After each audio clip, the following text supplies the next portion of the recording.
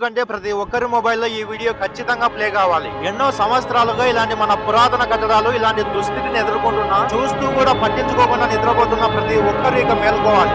ఇక ఇప్పటికే చాలా ఆలస్యమైంది. అందరూ ఇక మీ నడుము బిగించండి. ప్రతి రాష్ట్రంలో, ప్రతి జిల్లాలో, ప్రతి గ్రామంలో ఇలా మన పురాతన కట్టడాలు ఏవైనా ఇలాంటి దుస్థితిలో మీకు కనిపిస్తే ఇక వెంటనే వెళ్లి శుభ్రం చేయండి. అవి మళ్ళీ తిరిగి తమ పూర్వ వైభవం పొందేలా చేయండి. ఈ జనరేషన్ లో అందరూ నూతనంగా నిర్మించిన ఆలయాలకు మాత్రమే వెళ్ళడానికి ఎక్కువ ఆసక్తి చూపుతున్నారు. ఇలాంటి మన పురాతన కట్టడాలను అందరూ గాలికి వదిలేస్తున్నారు. ఇంకా కొత్త ఆలయాలను నిర్మించుకుంటూ వెళ్తున్నారు. నీ శరీరంలో అవయవాలన్నీ పాడైపోతున్నప్పుడు బయటికి కనబడుతున్న నీ శరీరాన్ని నువ్వు ఎంత అలంకరిస్తే ఏం లాభం? ఒకసారి మీ కళ్ళను పెద్దవిగా చేసి ఈ నిర్మాణాన్ని చూడండి. మళ్ళీ ఇలాంటి అద్భుతమైన కట్టడాలు నిర్మించడం మన వల్ల సాధ్యపడుతుందా అని కాసేపు ఆలోచించండి. మన సనాతన ధర్మం ఎంతో గొప్పదని చెప్పుకోవడానికి ఉన్న ఏకైక సాక్ష్యాలు ఇవి. అలాంటిది ఇవి ఇప్పుడు మన నిర్లక్ష్యం వల్ల ఇంకొన్ని సంవత్సరాల్లో ఇంకా దాడులకు గురై దారుణమైన స్థితికి వచ్చి శిథిలమై పోవడానికి సిద్ధంగా ఉన్నాయి. ఇలాంటి పురాతన కట్టడాలు మీ గ్రామాల్లో ఉండడం మీ అదృష్టం. కానీ మీ దౌర్భాగ్యం ఏంటంటే వాటిని ఇలా చెత్త వేసే చెత్త బుట్టలా మార్చేసుకోవడం. మన సంస్కృతికి, సాంప్రదాయాలకు మూల స్తంభాలైన ఇలాంటి